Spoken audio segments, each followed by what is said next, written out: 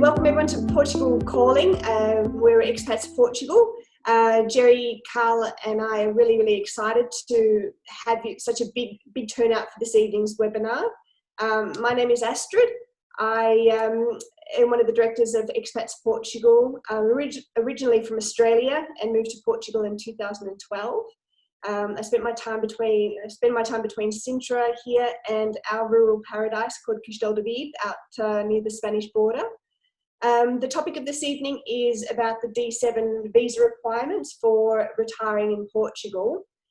Just a little bit of housekeeping with how today will go. Everyone will remain muted just so that the conversations don't get too noisy, but you will be able to ask your questions through the chat functionality. So you should be able to see on your screen there is the opportunity to make comments. So at any time during today's webinar, feel free to post your questions. Just make sure that it does get sent to everybody or everyone, not just either Carl or myself, because if more than one person has the same questions, then everyone can actually keep on top and see what's being posted and doesn't get asked twice.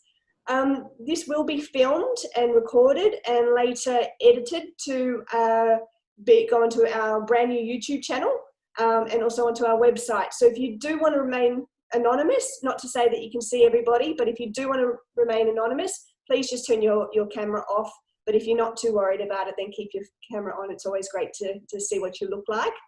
Finally, we'd love to know where you're from. So please jot in the chat where you're joining us from today, because it's such a worldly bunch and we'd love to know where you are. So, there we go, Las Vegas, the first one up. Thank you for that, Jeff. But please let us know where you're from and we'll get the ball rolling.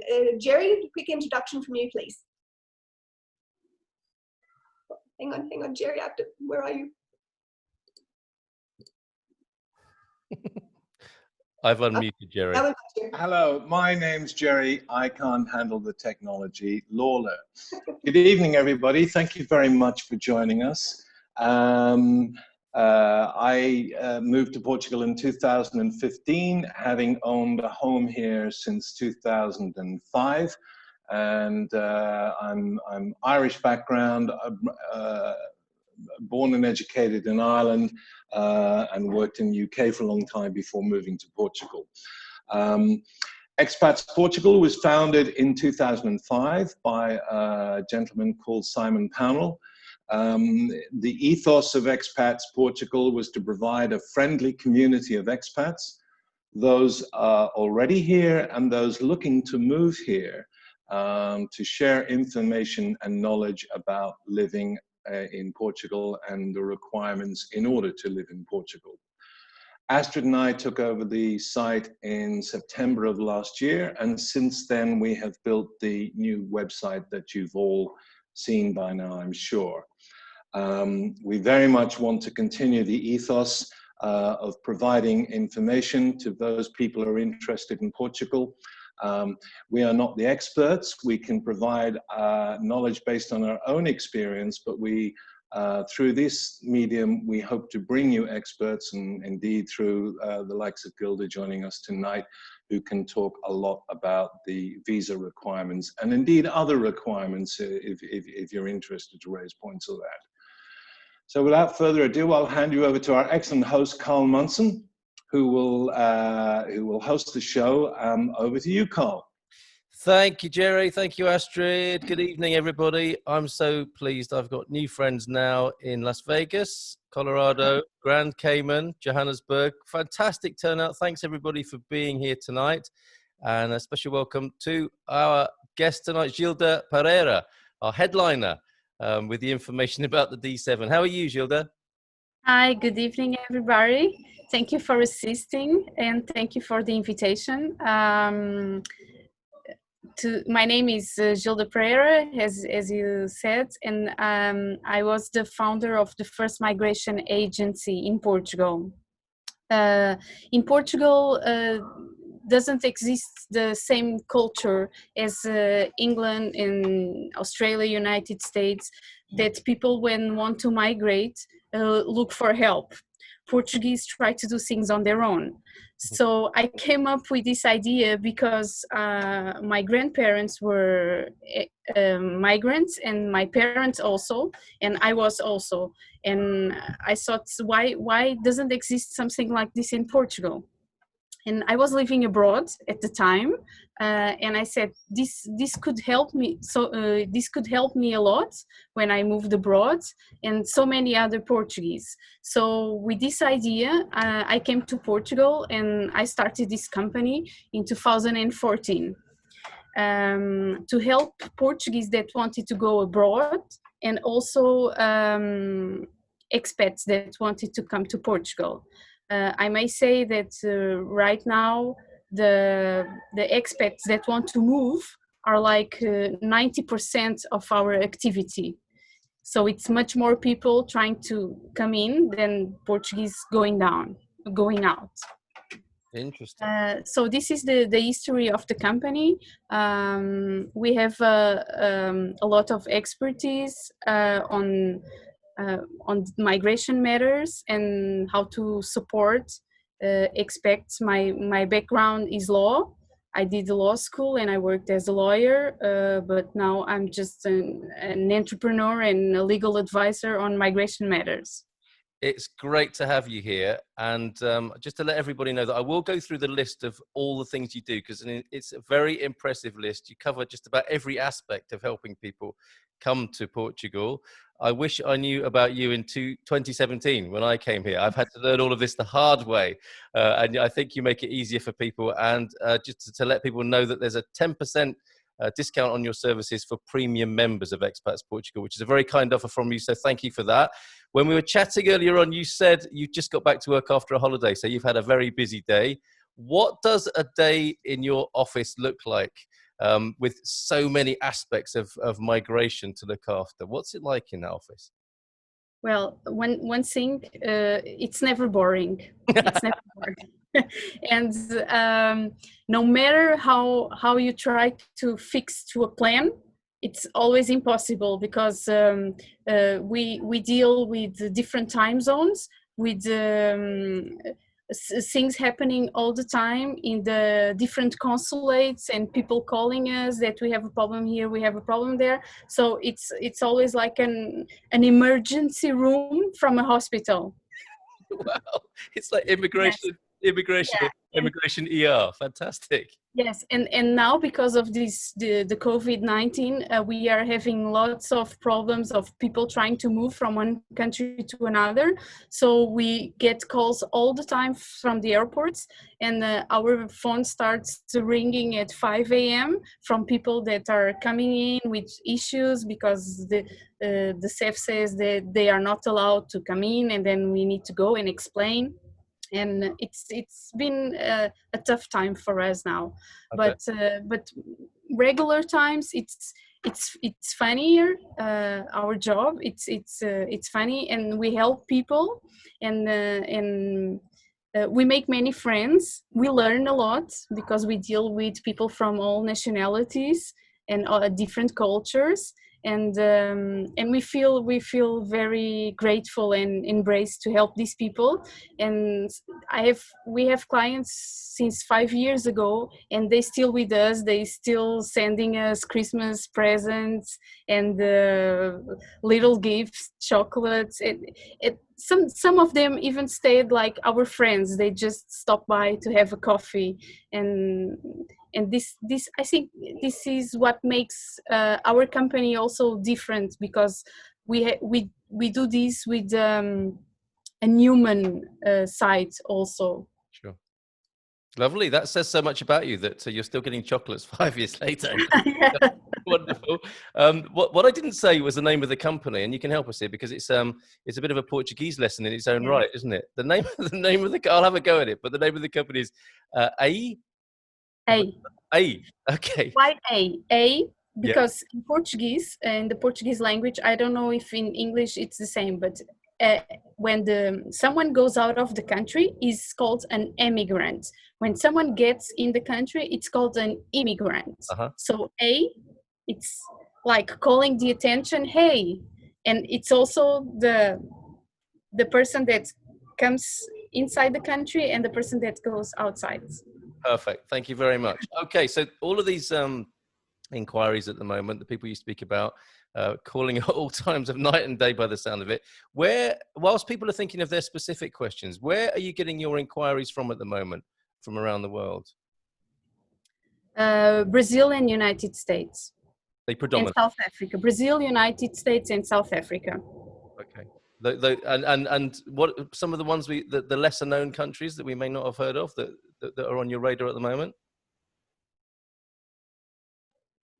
That are not on my radar on the moment? Yeah, I mean, South Africa, Brazil, United States, quite predictable in a way. Do you get some inquiries from smaller countries as well? Yes, of course. Sometimes Thailand. Okay. Singapore. Today I got one from Oman. Okay. We are getting a lot from Israel lately also. Wow. So from everywhere, basically. Yes. Okay. So the big question then is around this D7 application process. I call the office and I say, I want to move to Portugal. I need to go through the D7 process. How does that all begin? What would you say to me? First of all, I would say we are the ones that are going to decide if it's the D7, the process. Right. So we first make this diagnosis conversation where we talk with the candidate and we make some questions to evaluate the profile of the candidate, and then we say which type of visa is suitable for that kind of person. Okay. Excellent. Okay. And everybody's very quiet in the call tonight. Not many questions as yet for us, Gilda. So please. They want to listen, but I will explain. I will start talking about the D7. So maybe they have some questions that will come. Let's see if we can prompt a few questions. So yes, specifically the D7 then. Yes. Okay. Many people, when they try to move to Portugal and they get in touch with law office or some other firms like mine, many times they try to sell the golden visa process. Uh-huh. Okay. I'm sure you went through that, or you know someone that went through that. Indeed. And the golden visa process is a process for someone that is from a non-European country from the European Union, but wants to have the residence, but doesn't want to live there.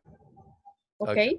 Yeah. So he's actually making an investment and buying a resident permit while not having a residence there. Mm-hmm. But if someone wants really to move and to make their life in Portugal, I will always advise the D7 if the person fills all the requirements.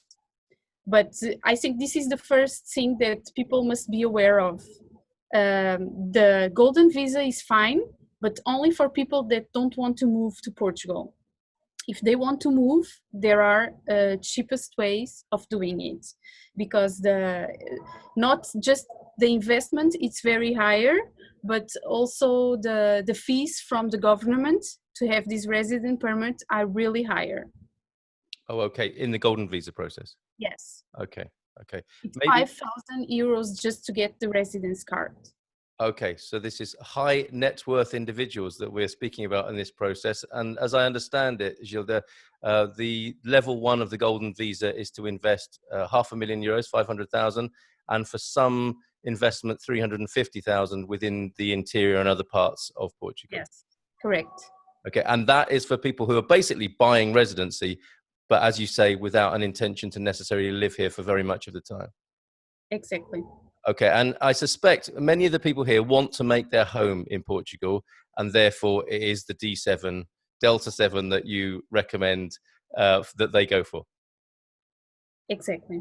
Okay. I suppose so, by the people that I saw and by the the briefing that I got, I think that these people really want to move to Portugal and are interested to know about the D7 process. Yes, indeed. And that is a question from Alicia Rodriguez here, is a step-by-step, if you may, description of the D7 process. Is it possible to do that? Can you summarize that for us? Yes, of course. To apply for the D7, you must prove to the Portuguese government that you can sustain yourself in Portugal, that you have enough means to sustain yourself in Portugal, so that the government doesn't need to worry about how you are going to sustain yourself, or if you need to get a job or not. Afterwards, after you have the residence, you can get a job if you want.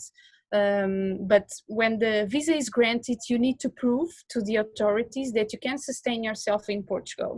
And how? It can be the value of your retirement, the value that you get from the rental of your properties, the royalties that you may have, and the interests that you may have from your savings. Okay. And can we put a figure on that? Yes, it needs to be at least around 1,000 euros a month. Okay. Okay. And you need to show, to prove that you are able to put this money in Portugal. So what the consulates usually ask, and this is not on the law, but it's some practice that they start using, and that we advise for the success of getting the visa, is to open a bank account in Portugal and put here at least around 8,000 euros. Which is going to be more or less 12 times the Portuguese minimum wage. So you can then, in the requirement that we prepare to the consulate, we can say, I can sustain myself, and I already have a bank account in Portugal with enough money to sustain myself for 1 year, so you don't have to worry about me. Very good, very good. Okay, so that's the first step. What other requirements are there? Then basically you need to prove that you have a place to live when you come to Portugal. And this is something that it can be a little bit tricky, because you don't know if your visa is going to be granted, but they are asking you for a rental agreement in advance. Chicken and egg. Yeah.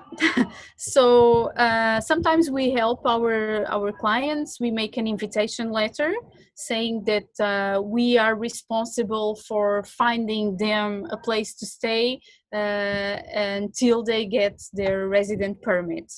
And most of the consulates accept it. Okay, excellent. It's a way of getting it around. Yes, sure. So there we've got income, proof of income. There was a specific question about that from Jeff. When applying for the initial residence visa, is it passive income or assets that are looked at? I've heard both or either. What's your view on that, Gilda? It can be both. Okay, great. Excellent. Okay, so that's the income part and the residency part in terms of having somewhere to live. What else is required? Then you need to have your criminal record cleaned, or with minor incidents, meaning that it's if you have anything in your criminal record, it has to be something that it has to be a crime that's translated into the Portuguese law. It doesn't mean that you go to prison, okay? Because if it is a crime punished with prison, it can be denied. Okay, fair enough. All right. So yes, in terms of criminality there, that aspect. Is there a check at all for state of health? They require a health insurance. Okay. But with certain requirements, like it needs to have the coverage of minimum 30,000 euros and repatriation costs. Oh, okay. All right. So no medical specifically, but insurance to cover health Yes. eventualities. Before they used to ask for medical saying that the person is in good health condition. Before they did that, and some consulates still have that requirement on the checklist, but by law it's not required anymore. Okay, excellent. Is that everything? Step by Let me step. check. Proof of residence. Christina, if you're there, let me know if I'm missing something. Proof of residence, proof of income, no criminal records, and health insurance. And then, of course, we need to make we prepare all the process, and they ask for a motivation letter. Okay. That we need to help to prepare, or we usually help to prepare so that the person that reads while analyzing the process will have no doubts in granting the visa. Excellent. Okay, and you help with that sort of thing. Okay, so let's backtrack through a few of the questions. Christina will jump in if necessary, I'm sure, to back you up there. Answering your questions, Anna, D7 not only for the English then in that case, and staying with the English in the UK, will this be a reality for UK citizens after Brexit is in place or has concluded at the end of the year? I suspect you're being asked that quite a lot, Gilda. Do you know the answer to that at the moment? No, we don't know. No one knows. All right. Okay. No one knows. I'm sorry. Yeah. But in the worst case scenario, it's going to be applied to the British citizens. Yeah. Okay. So they don't get to an agreement that it's going to be more advantage for UK citizens. Yes, they would have to apply to a residence visa.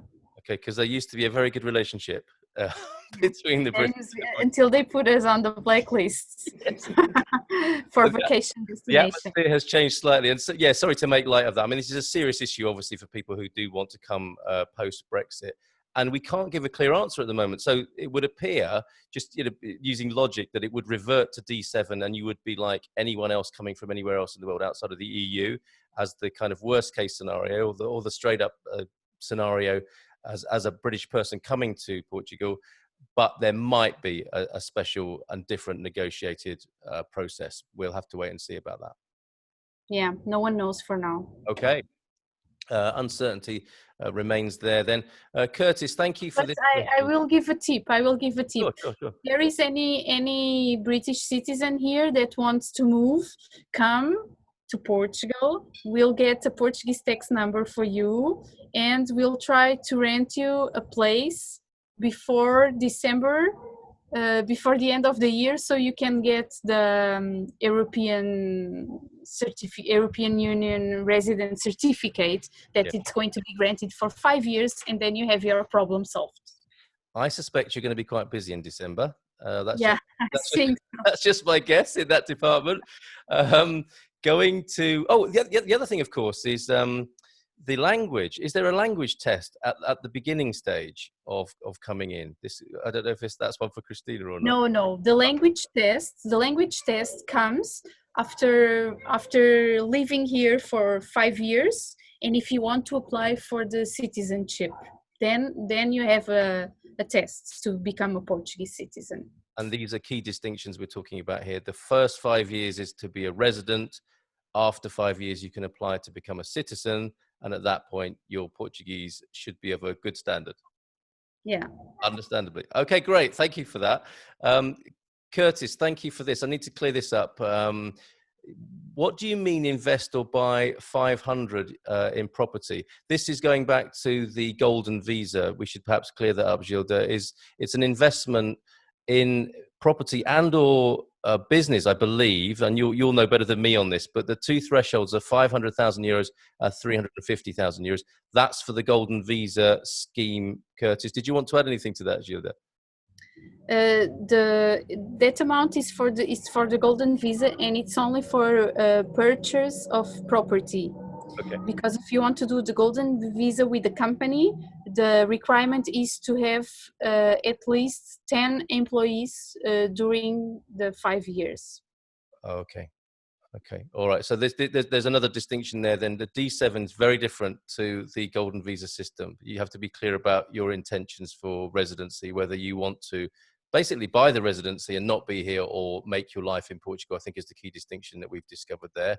Around that, the investment of 350,000 in investment funds, question from João Andre, instead of property and investing through investment funds, which looks like another option, must that be done through Portuguese banks, Gilda? Yes, it has to be done through Portuguese bank. Okay, excellent. Thank you. Simple answer to that one.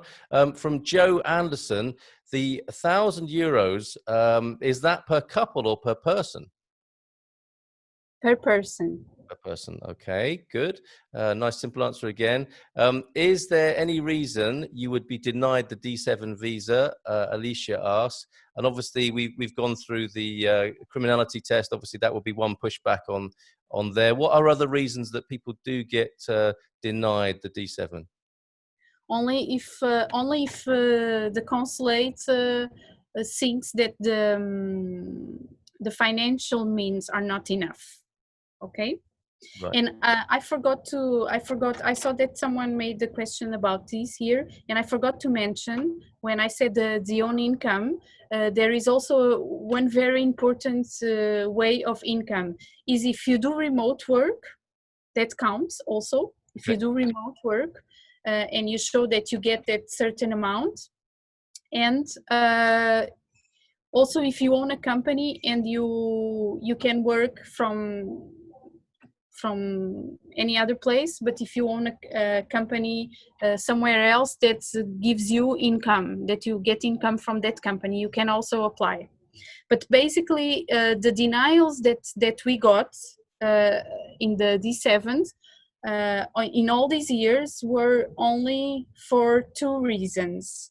One was the criminal records, but then we made an appeal and we said, because in Portugal they clear your criminal records like every 5 years, and we said, okay, but this was like 20 years ago. In the United States it stays there, but if it was in Portugal it was not there no longer, and they accepted and they granted the visa. Excellent. Okay. And the other one was we applied for a D7 for a young boy. He was 21. And they said, oh, but he's too young, and they denied. And I said, but in the law you don't have a minimum age to do it.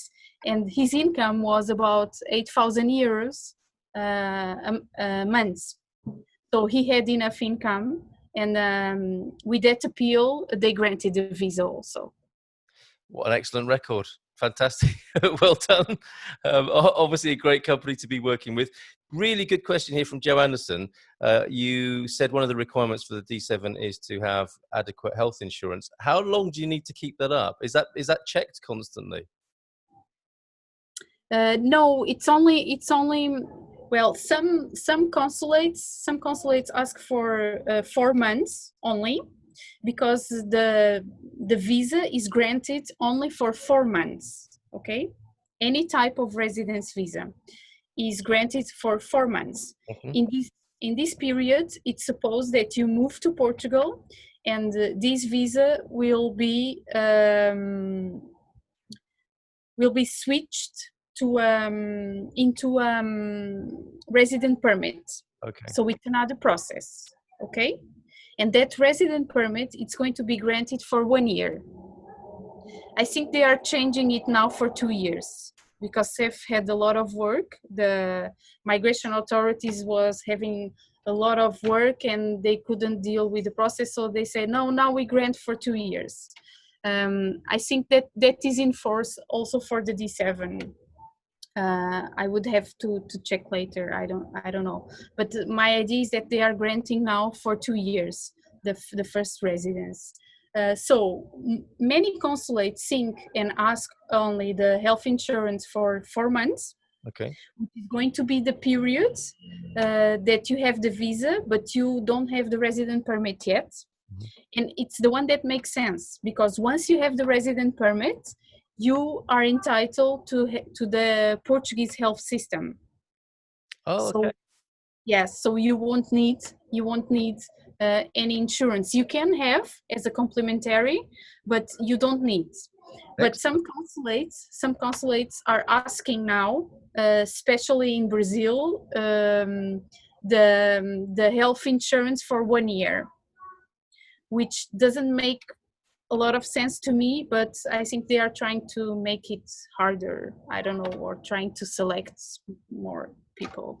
But it's only one maximum. It's going to be 1 year, and it can't be done through Portugal. That is much cheaper.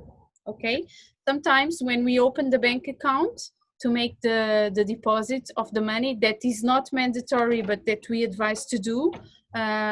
We say to the bank to ask for a quotation, because it's much cheaper to get a health insurance here in Portugal than in the US or Brazil or other countries. Excellent. Okay, and I think that answers your question, Joe, as well. Is there a point when you can buy normal Portuguese health insurance? Yes, you can, after the 4-month process or part of the process, but you don't have to, which is great as well. Couple of residency questions then. Can you use the address of Portuguese friends with whom you could live, from Curtis? And can you use Airbnb for a lease for residency as well, Gilda? Airbnb, most of the consulates don't accept, but if you have Portuguese friends, yes, we can make an invitation letter from a Portuguese friend or from a foreigner that already has a resident permit, and this person says that you can live with her until you get your own place to stay. But it needs to have the signature recognized. Okay? Mm. Okay. Kind of a serious stuff. Yes, of course. Okay, thank you for that. US bank statements, would they work? Is this in terms of proof of income, Curtis? Maybe I can see you. Do you want to nod? Yes, indeed. So do US bank statements work in terms of proof of income? Yes, of course. Okay, excellent. All right, wonderful. Jana, what exactly is a D7 visa, please? I think, is that what the D stands for? The origin of the D, or I think we... No, D7 is actually a code for the visas. D means it's residency, okay? Yeah. A residency visa, so all the residency visas have a D. Yep. D is for residency visa, and 7, it's for own income or retirement visa. Perfect. Thank you for clearing that up. If you obtain a D7, says Curtis, or ask Curtis, are there residency requirements in the sense you need to spend so much time in Portugal during the year? Okay, good question, Curtis. How much of your time would you need to spend in Portugal during that process of getting the D7, Gilda? No, the D7 is always granted in your own country, in the Portuguese consulate nearest your own country. Yep. So you don't even have to visit Portugal. You don't need to visit Portugal. Everything that you need to handle from Portugal, you can come to see, and if you want to do things by yourself, open the bank account on your own, or in presence, or getting the Portuguese tax number, which is actually the first step for everything. If you want to come, you can come. You stay here 2 weeks. We help you with all that. We can arrange all that, and then you go back, and with all the process, you submit in the Portuguese consulate nearest to your residence. And then you have to wait around 3 months to be granted. Okay? That's really helpful. We're getting through a lot of stuff here. Brilliant, Gilda. This is also a great question. What does the D7 entitle the citizen to in Portugal/Europe? So once you become a citizen, let's say, or you get residency for Portugal, not a citizen, if you become a resident of Portugal through the D7 process, what rights do you have across the EU, if any? You can go through any country in the EU, but it doesn't grant you the right to establish yourself and to live in another European country. Okay, so freedom to move, but not freedom to become a resident. elsewhere. Yes. Excellent. But also you can render service remotely or in presence. You can render service to other European countries, but your base and your tax residence must be Portugal. Otherwise, they won't renew it when the time comes of the renewal. Excellent. Okay, you mentioned the tax number. This is something I wanted to ask you as well. And you mentioned SEF. These are the acronyms, SEF and NIF, the NIF number. Worth knowing at this stage. SEF is basically the border control, right? The immigration agency. Yes. What does SEF stand for? Serviço de Estrangeiros e Fronteiras. Okay, Services of Foreigners and Frontiers. Excellent. And the tax number is the same as the NIF number, correct? Yes, the tax number is the same as it's a number of tax identification, número de identificação fiscal. Fantastic. Known in short as the NIF, and also sometimes the TIN, right? The TIN. TIN? Oh, I thought I'd seen it. The NIS. Oh, okay. NIS, okay. The NIS, the Social Security number. Okay, I will be testing people on these acronyms at the end of the webinar. Graham Muir, if you have a British passport, do you need the D7 visa? I think we know the answer at the moment is not until the 31st. At the moment, not, yeah. Yeah, okay. And we don't know. Yeah, we don't know. If we meet the criteria now, can we apply for a D7 before Brexit, even if we aren't moving over fully for 5 years? So, yes, technically, could somebody from the UK apply for a D7 and take that? No. No. Okay. All right. Interesting. Curtis, I own a business. If I registered in Portugal, how would the company be valued? Can you answer that one? He wants to register the company in Portugal? Maybe you need to tell us a bit more, Curtis. Yeah. I mean, are you looking for a company valuation to find out its worth in terms of your asset? Is that what you're asking? Maybe jot the rest of, maybe fill us in a little bit more in the questions if you wouldn't mind.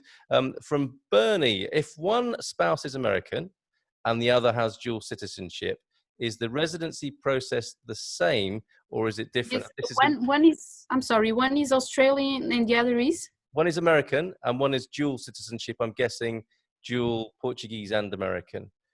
Is there a reunification case to be had there? Yes, if one of them has the European or the Portuguese citizenship, the other one can come as a tourist. Not now because they are not allowing it. Well, but if it's Portuguese, they allowed, and then they do the process of family reunification here in Portugal. Okay, so you can take that approach. Excellent. So you've answered this question really, and this can change at any moment, of course. Can US citizens enter with a D7 now, even with the COVID travel restrictions? What's your answer on that today, Gilda? If they have a visa, they can come. Okay, all right. They have a valid visa, they can come. All right. Social Security monthly income, does that count as an income, a passive income, or part of your asset base? That counts. Okay, so that's for you, Alicia. Great service, and I will tell you all about the various aspects of what Gilda and her team do towards the end. And as I said, I wish I'd known about you in 2017. Concerning health insurance, Portuguese private insurance or something like Medicare in the US, which doesn't apply in Portugal, health insurance where? So I'm not sure I understand that question there, Curtis, but do you have a recommendation, Gilda, for the type of health insurance? I'm sure you do. I guess you've got your go-to companies who you would recommend for people. I give freedom to people to choose, but if they open a bank account with us, we currently work with Millennium Bank.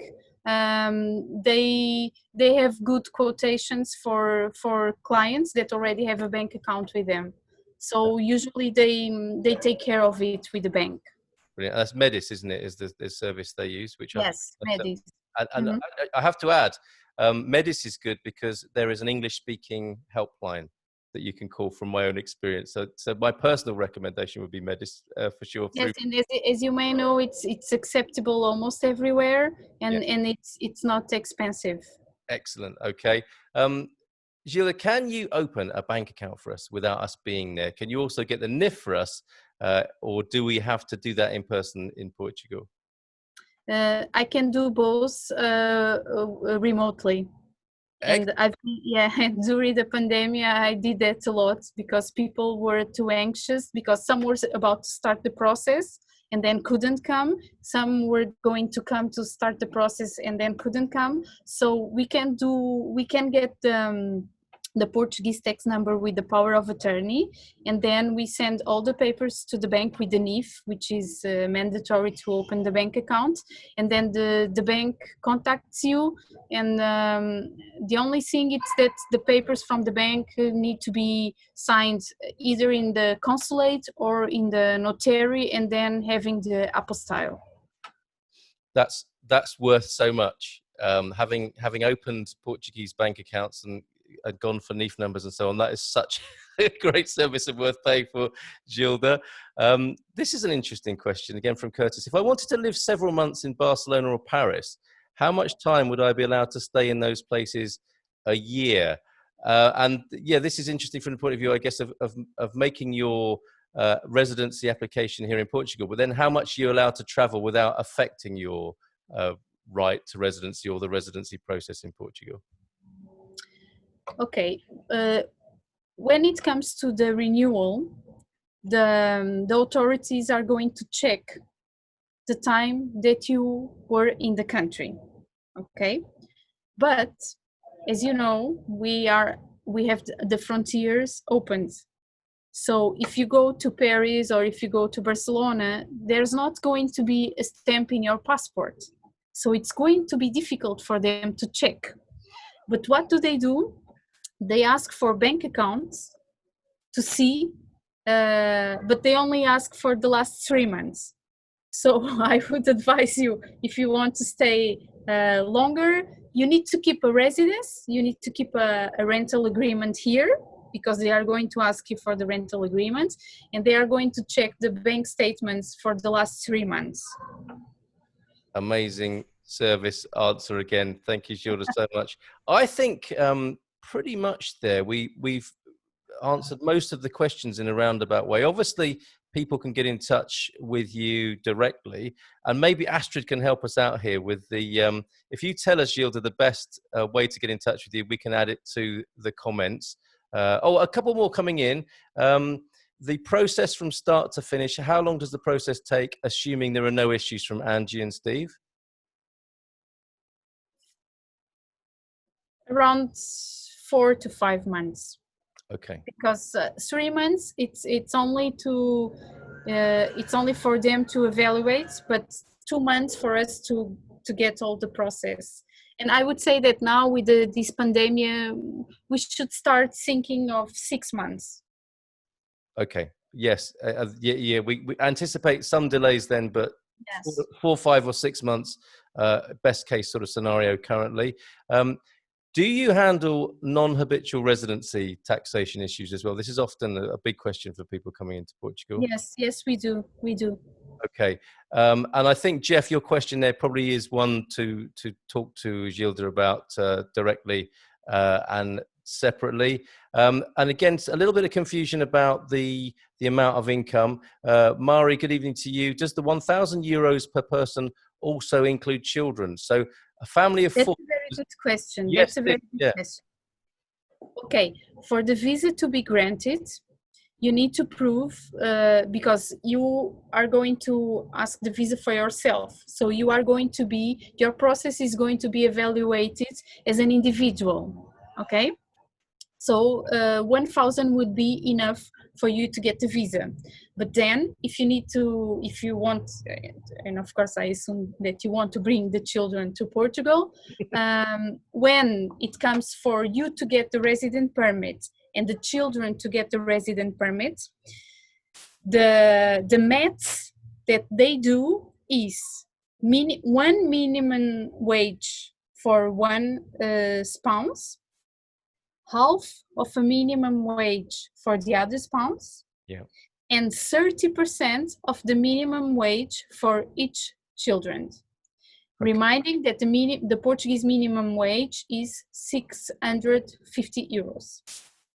Okay, that's a great answer. And also, I think that clears up as well. Somebody was asking why 8,000.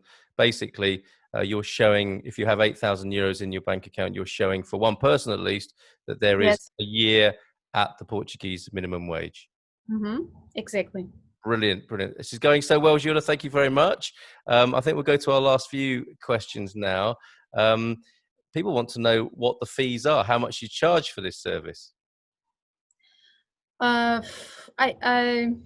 thing is, I can tell you, but it's step. I charge step by step. Okay, so each step has a price. So I would have to make calculations because we have a price for the NIF, and then we have a price for the visa, and we have a price for the resident permit. Okay. Okay. But I would say that in average for one people, it will be around 1,500. Okay. And that's an average, of course, obviously, give or take. Very helpful, Gilda. Thank you from Angie and Steve. That's fantastic. This, I guess, would be an additional cost. It's a great question. There's two questions here that I'm going to roll into one. But how do I obtain a visa in the US? You just have to go to the Portuguese embassy, right? Your nearest or consulate? Yes. Okay. And can somebody employ you? But it's not that simple. You need to prepare the process. You need to look into all the requirements. If there is something that you that's why when we send the fees, we send step by step. Okay, because sometimes people just want to do parts of the process and try to do other parts by themselves. I must tell you that it's not a good choice, because then it can take longer because the process is not going to be complete, and then it goes back and forwards. And most of the times when people say, oh, but it's easy because I saw the list on the website, and they try to do on their own, and then they come back to us and said, oh, but they said this is not good, so can you help us? And then we have to charge the fee that we were going to charge in the beginning. Yes. And the person lost many time. So if there is something you don't want to save, I think it's you don't want to save the help on this process, because Portuguese is still a very bureaucratic country. And also the rules are not very clear, and the migration rules are not clear, and the consulates attempt to make their own interpretations of the law. And we are used to deal with the different consulates around the world, and we know that this works in this consulate, this doesn't work in this consulate. So it's something you don't want to save. It saves you time and money and lots of headaches. A lot of heartache and blood, sweat and tears. Absolutely. That's what you'll be paying for. Yeah. And I get that, by people wanting to sort of shave a little bit off the price here and there, they might actually be making more trouble, and then they'll need your help even more, which will cost even more in the end. So it's probably best just to let you get on with what you do best. That's really great. And just to confirm there, Luis, is the 1,500 for the whole process? As I understand it then, Gilda, in a best case scenario per person, it's around that sort of figure of 1,500 euros. Yes, but then it's, imagine one person is going to get the D7, okay? And then it's 1,000 for that person, but then for the spouse, it's going to be the NIF, and then the family reunification. So we cut the cost of the visa. And for the children, the same. So it's 1,500. I would say it's the highest cost for one person. Then it goes lower. And effectively, you get a bulk discount if you've got more. Yeah, but one thing I didn't mention, and it's important, it's that these figures are without VAT. And we do charge VAT, of course, because it's mandatory, because it's a service rendered in Portugal. Yep. So we need to charge VAT, and that's 23%. That's the EVA tax here, and people can consider that their first contribution to the workings of the Portuguese state. their 23% tax on top. Okay, very helpful. Thank you so much, Gilda. Says Jeff, will this be up on the YouTube channel? It absolutely will be, so that we can look back, and because it's so dense and rich in information, and you've been amazing, Gilda. We do need the contact details from you so that we can immortalize those in the comments. Sorry, I just read one question that someone is a US citizen that lives in Germany. Yes, if you have a resident permit in Germany, you can apply in a Portuguese consulate in Germany. Okay, excellent. Oh yeah, there was another question actually about how much agency you can do. Does the person in the United States, for example, ultimately have to go themselves to the embassy or the consulate, or can you handle that as well on their behalf? Well, before the pandemic, they had to go in person. Because the consulate is in your country, so I cannot. I wish I could travel that much and I could go there, but no, I can't.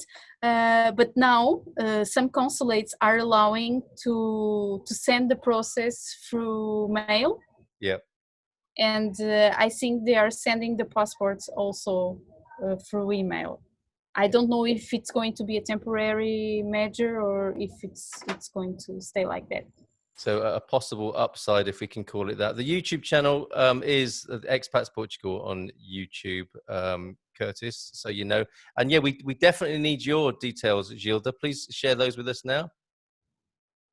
Okay, I will send my email and my Skype ID. Okay. Oh, that's fantastic. Okay, well, while you're doing that, I'm just going to run through the services that you offer. And it's an incredible list.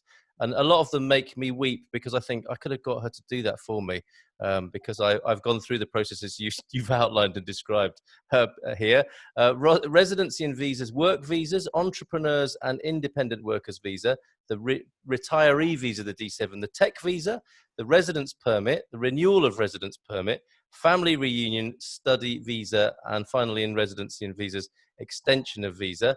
In terms of consultancy, you do migration consulting, migration strategy services, obtaining the NIF number, enrollment in social security, health services, bank account opening, tax representation in Portugal, and the NHR non-habitual resident status as well that you handle, and some of the lifestyle things you help with, change of driving license, because that can be quite a headache, house hunting to buy or to rent you help with, tax consultancy, schools and university selection and enrollment, and vehicle legislation. Yeah, because that can be quite complex here. Vehicle legislation in addition to the, I can't read that little bit, but certainly vehicle legislation you can help with. My email's disappeared off the page there. So have we got your details now in the comments there, Gilda? Yeah. Fantastic. And for Expats Portugal premium members, 10% off those services as well. So it gets even better. Registration, just a few last questions, and in the last few minutes that we have. Oh, this is a good one. So that you actually get some sleep and rest, Gilda. What hours in Portugal is Gilda available? Obviously, it's a big time difference for those in the United States.